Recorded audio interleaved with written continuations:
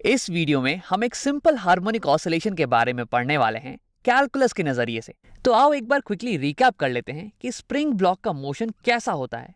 तो मेरे पास यहाँ पे एक आइडल स्प्रिंग ब्लॉक की सिस्टम है और ये एक फ्रिक्शनलेस सरफेस पे रखी हुई है। अब इस ब्लॉक का मान लो कि मास होने वाला है कुछ m और ये स्प्रिंग ये भी अपने नेचुरल लेंथ पे है, यानी कि ये कोई फोर्स नहीं लगा रही होगी हमारे ब्लॉक पे। अब मैं इस ब्लॉक को पकड़ के कुछ a मीटर्स तक खींचने वाला हूँ इस नेचुरल लेंथ की पोजीशन से। ये मैंने इसे खींच दिया कुछ a मीटर्स तक। अब देखो इस केस में हमारी स्प्रिंग ये हो गई है स्ट्रेच्ड, यानी कि ये खिंच गई है, यानी कि इसमें एक्सटेंशन आ गया है। तो ये अब एक रीस्टोरिंग फोर्स लगा रही होगी हमारे ब्लॉक के ऊपर। और मुझे पता है कि ये रीस्टोरिंग फोर्स इसकी वैल्यू हो जाती है कुछ -kx के बराबर, जहां पे ये x हो गया displacement from the natural length, ये a डिस्प्लेसमेंट। अब देखो अगर मैं इस ब्लॉक को छोड़ दूं तो क्या होगा कि इस पे एक फोर्स लग रहा है, वो भी इस डायरेक्शन में। स्प्रिंग चाहेगा कि वापस ये अपने नेचुरल लेंथ पे आ जाए ना, तो ये इसे खींचने की कोशिश करेगी। तो यानी कि ये ब्लॉक एक्सेलरेट करने वाला है जैसे ही मैं इसे छोड़ूंगा, और ये तब तक एक्सेलरेट करेगा जब तक कि ये इस पोजीशन पे पहुंच नहीं जाए। एक बार जब ये यहाँ पे आ गया तब इसकी डिस्प्लेसमेंट ये हो जाने वाली है 0, यानी कि फोर्स की वैल्यू हो जाएगी 0 और एक्सेलरेशन हो जाएगा 0। लेकिन इसका मतलब ये नहीं कि ब्लॉक रुक जाएगी। यहाँ पे ब्लॉक के पास अभी भी एक हाई वेलोसिटी है, यानी कि इसके पास एक इनर्शिया ऑफ मोशन है, जिसके कारण कि ये ब्लॉक इधर चलती चली जाएगी और ये अब स्प्रिंग को कॉम्प्रेस करने लगेगी। अब अगर मेरा स्प्रिंग थोड़ा सा भी कॉम्प्रेस हो जाए तो ये ब्लॉक को अब ढकेलने लगेगा राइट डायरेक्शन में। ये ब्लॉक को रोकने की कोशिश करेगा, इसके मोशन को रोकने की कोशिश करेगा, क्योंकि स्प्रिंग हमेशा कोशिश करती है कि वो अपने नेचुरल लेंथ पे ही रहे, उसके पास कोई भी इलोंगेशन नहीं हो या फिर उसके पास कोई कॉम्प्रेशन भी नहीं हो। तो इस केस में डिस्प्लेसमेंट हो रहा है लेफ्ट डायरेक्शन में, लेकिन स्प्रिंग फोर्स लगा रही होगी राइट डायरेक्शन में। यही तो कहता है हमारा Hooke's law, force is equal to -kx, यानी कि फोर्स और डिस्प्लेसमेंट का साइन डायरेक्शन ये ऑपोजिट होने वाला है। अब देखो यहाँ पे अगर कोई फ्रिक्शन नहीं हो, कोई एयर रेजिस्टेंस नहीं हो, यानी कि ये ब्लॉक फिर जाके इस डायरेक्शन में a पे ही रुकने वाली है, a मीटर्स पे ही रुकने वाली है। वैसे ये जो मेजरमेंट हम कर रहे हैं ये इस पोजीशन से कर रहे हैं, तो ये हो जाने वाली है 0। अब देखो हमने जितना दूर ब्लॉक को पकड़ के खींचा, ब्लॉक उतनी ही दूर जाके रुक रही है और इस डिस्टेंस को हम एक नाम दे देते हैं, इसे हम कहते हैं एम्पलीट्यूड। और ब्लॉक इस एम्पलीट्यूड के अंदर ही मोशन करती रहेगी। अब देखो ब्लॉक यहाँ ए पे आके रुकने वाली है नहीं, भले ही यहाँ पे इसकी वेलोसिटी हो गई है 0, लेकिन अब ये स्प्रिंग कॉम्प्रेस्ड है और इसलिए ये इस पे एक फोर्स लगा रहा होगा, इसे ढकेल रहा होगा इस डायरेक्शन में। और इस फोर्स के कारण ये ब्लॉक अब ये एक्सेलरेट करने लगेगी और ये तब तक एक्सेलरेट करेगी जब तक ये इक्विलिब्रियम पे यहाँ नेचुरल लेंथ पे पहुंच नहीं जाए। और यहाँ पहुंचते के साथ फोर्स तो हो जाएगा 0, लेकिन इसकी वेलोसिटी अभी भी होगी राइट डायरेक्शन में और इस इनर्शिया के कारण ये वापस यहाँ ए पे आ जाएगा अपने स्टार्टिंग पोजीशन पे। तो यहाँ पे एक साइकिल तो कंप्लीट हो गई, लेकिन यहाँ पे फिर से मोशन कंटिन्यू होने वाला है। ये ब्लॉक इस पे एक स्प्रिंग फोर्स लगा रही होगी लेफ्ट डायरेक्शन में और इसलिए ये स्प्रिंग वापस से यहाँ आएगा और फिर ऐसे ऐसे मोशन करता रहेगा, सिंपल हार्मोनिक ऑसिलेशन करता रहेगा। तो देखो एक कंप्लीट साइकिल में जो टाइम लगा ना, यहाँ से यहाँ आके फिर वापस यहाँ आने में, इसे हम कह देते हैं एक टाइम पीरियड और इसे मैं डिनोट करने वाला हूँ कैपिटल T से। अब देखो इस ब्लॉक की पोजीशन ये तो टाइम के साथ साथ चेंज होने वाली है। t=0 पे ये ब्लॉक ये A पे होने वाला है, उसके बाद इसकी पोजीशन रिलेटिव टू ये रेफरेंस लाइन ये तो कम होती जाएगी, ये इस रेफरेंस लाइन के पास आता जाएगा और इसकी पोजीशन यहाँ पे 0 हो जाने वाली है और फिर ये नेगेटिव में जाएगी, ये एक्चुअली में -a है। उसके बाद फिर ये वापस आने लगेगा इक्विलिब्रियम पे नेचुरल लेंथ पे, तो इसकी पोजीशन हो जाएगी 0 और फिर से ये वापस A पे आ जाने वाला है। तो अब एक फंक्शन लिखते हैं इस ब्लॉक की पोजीशन का विथ रेस्पेक्ट टू टाइम। अब इसके लिए मैं क्या करूंगा कि ये ग्राफ ड्रॉ करूंगा, पोजीशन वर्सेस टाइम का, x वर्सेस t का।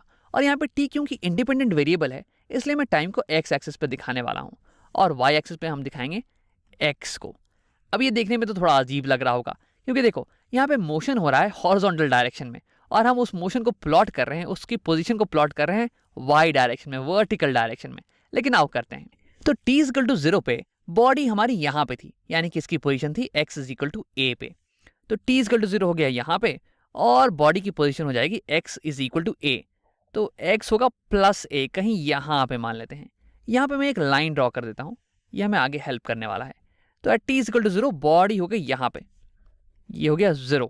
अब देखो मुझे पता है कि एक पूरे साइकिल के बाद जिसमें कि लग गए कैपिटल T सेकेंड, बॉडी वापस से a मीटर्स पे आ जा रही है, यानी कि एक कैपिटल टी सेकंड के बाद, मान लो कैपिटल टी सेकंड यहां पे कहीं होता है, बॉडी वापस से x इज इक्वल टू ए पे आ जा रही है, यहां पे बॉडी आ जा रही है। अब देखो यहां से बॉडी यहां गई और उसके बाद यहां आई और इस पूरे ड्यूरेशन में लग गया कैपिटल टी सेकंड्स। अब यहां से यहां जाने का मोशन और यहां से यहां वापस आने का मोशन, ये दोनों इक्विवेलेंट है, यानी कि सेम टाइम लेने वाले हैं। यानी कि यहां से यहां बॉडी गई होगी आधे टाइम में t/2 पे, तो यानी कि t/2 सेकंड के बाद बॉडी -a पे होने वाली है। t/2 यानी कि आधे सेकंड के बाद t/2 इस पे बॉडी होने वाली है -a पे। अब ये अगर a है तो -a यहां कहीं नीचे होने वाला है, 0 के नीचे, -a यहां पे होगा। हाँ, तो यहां पे भी मैं एक लाइन ड्रॉ कर देता हूं ऐसे, और t/2 पे बॉडी होने वाली है -a पे, ये यहां कहीं होगा -a। अब देखो ब्लॉक जब एक पूरा चक्कर काट लेती है तो उसके बाद फिर से t/2 सेकंड के बाद ब्लॉक फिर से -a पे आ रही है, यानी कि t टाइम पीरियड के बाद फिर से t/2 सेकंड के बाद ब्लॉक आ जाएगी -a पे। अब देखो ब्लॉक जब x is equal to a से -a पे जा रही है तो बीच में ये x इज इक्वल टू 0 इससे क्रॉस कर रही होगी। अब x is equal to a से 0 जाने का जो टाइम है ना, ये बराबर होने वाला है x इज इक्वल टू 0 से -a पे जाने वाले टाइम के। ये दोनों मोशन इक्विवेलेंट है, तो यानी कि t/4 सेकंड के बाद ब्लॉक आ जाएगा x इज इक्वल टू 0 पे, यानी कि इन दोनों के बीच में यहां पे कहीं इस टाइम पे ब्लॉक होने वाला है x इज इक्वल टू 0 पे, और यही तो है x इज इक्वल टू 0। तो यहाँ बीच में ब्लॉक होने वाला है x इज इक्वल टू 0 पे, यहाँ पे भी x इज इक्वल टू 0 और यहाँ पे भी x इज इक्वल टू 0।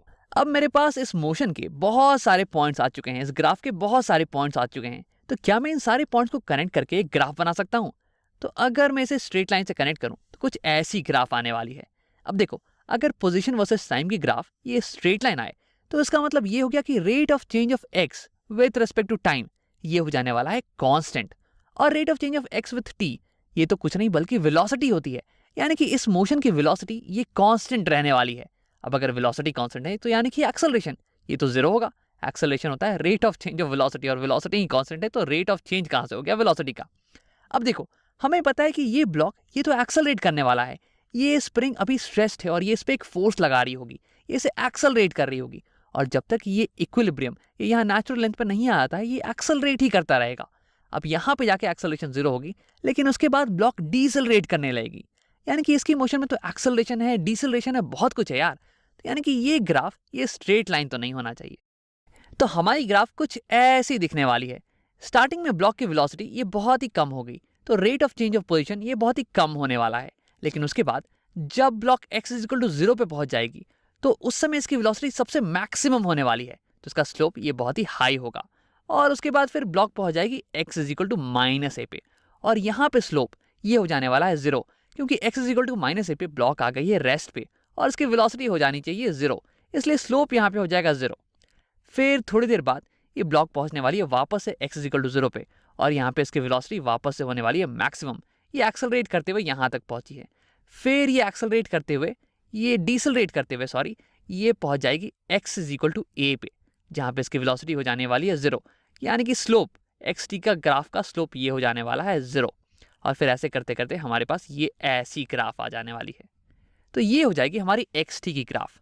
अब अगर तुम ध्यान से देखो तो ये ग्राफ तुम्हें किसी ट्रिग्नोमेट्रिक फंक्शन की तरह दिख रहा होगा, और अगर मुझे गेस करना हो तो मैं कहूँगा कि ये ग्राफ ये मुझे कॉस फंक्शन की तरह दिख रहा है, कुछ कॉस फंक्शन की तरह, और ऐसा इसलिए क्योंकि कॉस ऑफ 0 ये बराबर होता है 1 के। तो मैं लिख सकता हूँ कि मेरी पोजीशन xt ये मैक्सिमम है जब टाइम 0 हो रहा है, यानी कि कॉस जब 0 हो रहा है तो x इसकी वैल्यू मैक्सिमम हो रही है, a के बराबर हो रही है। तो मैं ये लिखने वाला हूँ this is equal to a into cos of omega into time t। अब तुम ये सोच रहे होगे कि ये इक्वेशन आखिरकार आ कहाँ से गई? तो देखो घबराओ नहीं, मैं तुम्हें ये बताने वाला हूँ कि ये इक्वेशन कहाँ से आई है, और मैं तुम्हें ये भी बताऊंगा कि ये ओमेगा ये किन किन चीज़ों पे डिपेंड करता है। लेकिन इसे समझने के लिए हमें कैलकुलस का इस्तेमाल करना पड़ेगा। तो अगर तुमने कैलकुलस नहीं सीखा है ना, तो मैं चाहूँगा कि तुम बेसिक कैलकुलस का कोर्स एक बार करके फिर यहाँ पे वापस आओ। अब इसकी डेरिवेशन हम करने वाले हैं अगले वीडियो में। इस वीडियो में हमने देखा कि एक स्प्रिंग ब्लॉक की सिस्टम ये कैसे मोशन करती है, और इसकी position with respect to time इसकी एक ग्राफ को हमने प्लॉट कर लिया। फिर हमने कहा कि इसकी इक्वेशन होने वाली है ये a cos ओमेगा t।